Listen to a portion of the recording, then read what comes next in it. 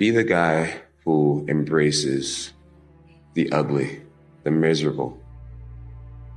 Be the guy who embraces hard work, the grind. Don't be afraid of being hurt. Don't be afraid of sacrificing some blood. The butterflies in formation, basically it means when you have butterflies and you're feeling anxious and you have anxiety or nervous, that's when you're most powerful, I believe. And either you can, you're most powerful. So a lot of people, instead of homing this power and using it, they allow it to just consume them. You know, there's another quote that says, a big challenge or big pressure is like a fire. It's like a raging fire. Either you can allow this fire to consume you and just take you over completely, or you can gain control of this fire and harness it, and you blow it right at your opponent, like Dragon Ball Z style.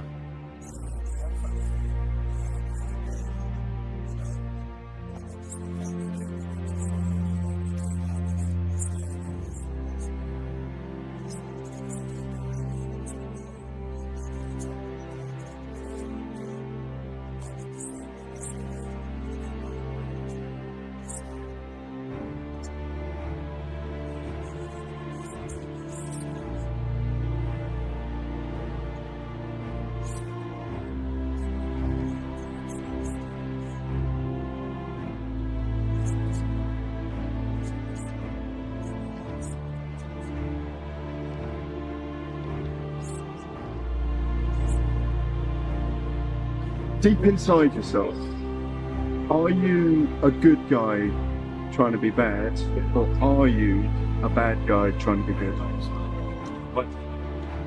That's a good question. I think I am bad guy that's trying to be good. Just because religiously we're all sinners. We're all sinners. We're born into sin. I honestly believe that I was born to fight. I really believe it in my whole heart. You know, some people think that's silly. But I think a lot of great athletes, people who are really good at what they do, it's more than just what they can do in the gym. It's something that starts way before they're known in the arena. It's something that is like an internal belief. And I honestly have convinced myself that I'm not designed to lose. I believe that if I study my opponent, I give these guys the utmost respect and attention they deserve. I don't think that I was designed to lose to any person. And when you have that level of self-belief, it's hard for you to, you know, you just feel like you're being disrespectful to your path, to your destiny, by allowing your human emotions to take over and showing fear and all that type of stuff. Like, don't get me wrong, I have the worst anxiety. I get very nervous, but I owe it to myself to not be afraid, and I owe it to my beliefs to just fucking get out there and do something rare, special. Yeah, there's a lot of mental that goes into it that I don't think people realize. But the goal is to just conquer that. By the time you get to the arena and you're backstage, you know, you realize that this is where you were meant to be. Like, this is what you're good at, and you owe it to all the people out there who are unsure.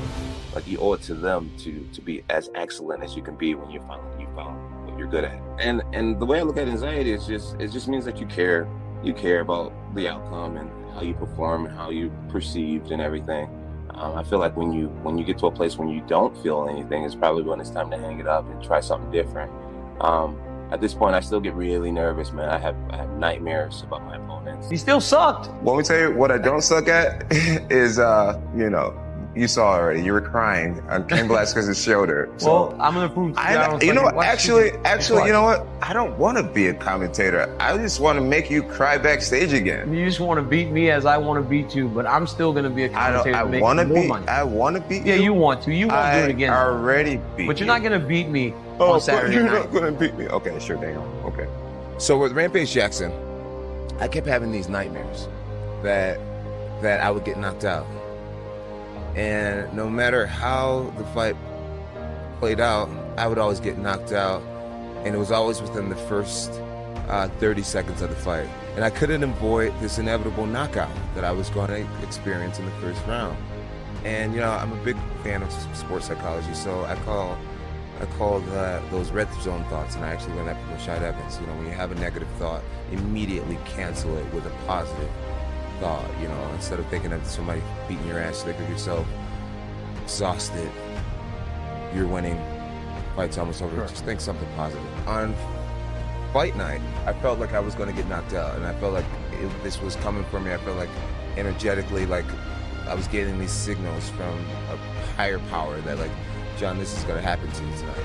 And I couldn't avoid it. So I just had this super deep prayer where I got down on my knees and I touched my body from my head to my toe for the first time. And I prayed this prayer asking God to just give me the supernatural, like, reaction abilities, speed, flexibility, awareness.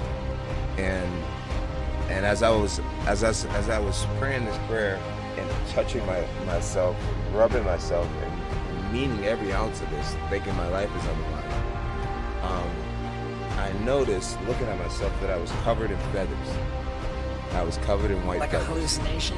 It wasn't a hallucination, man. It was real as fuck to you. It was very real to me. It was very real to me. I could see myself covered in, like, there was like small feathers in between my fingers. And I was covered in feathers, and they came up like to my neck, and my face was still like normal, not in feathers, but my hands and feet were covered.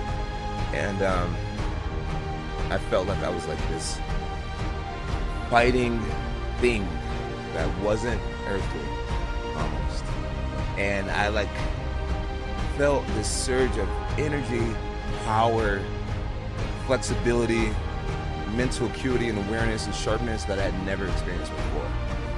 And I like jumped off my knees and like landed on both feet immediately, and I was just like, woo, woo! And I was just, when he's like, my coach was just looking at me like they could feel like, okay, he is pumped up. And Coach Winkle John's like, let's hit. And immediately I kicked the pad, and it was like, boom, and it was like, whoa, and like my kicks were lightning fast, and I didn't need to stretch anymore. I didn't need to warm up my lungs anymore. My kicks were going up high. I was jumping higher. I was kicking faster and higher. It was an unbelievable experience, and I actually was able to hang on to this feeling and this illusion of myself being in this alter ego all the way through the cage, all the way through my walk to the cage. And I felt like in that Rampage Jackson fight, I walked into that fight as this Featherman for the first time, and my idea to crowd towards him was the only thing that hadn't happened in all my nightmares, right? Because in every fight I started on my feet. So something just said, get on your knees and crawl up to him. And then automatically the dream voids itself, like I'm knocking you out immediately, right? So I did that, and I got to kind of, I don't know, fight in an alter ego kind of state, and it was super powerful. Now to this day, I say that same kind of prayer over myself, and I believe that transformed into something.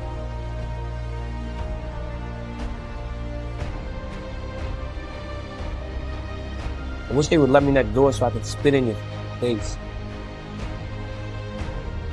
You know I would absolutely kill you if you ever did something like that. You right? could never kill me. Oh, I bet you I could. Then you should try, Jon. You really should try, Jon. No, I would literally kill you if you that though. Yeah, let's try that, Jon. Literally kill you. Let's try that, Jon. I'm not saying I would fight you. I said I would kill you.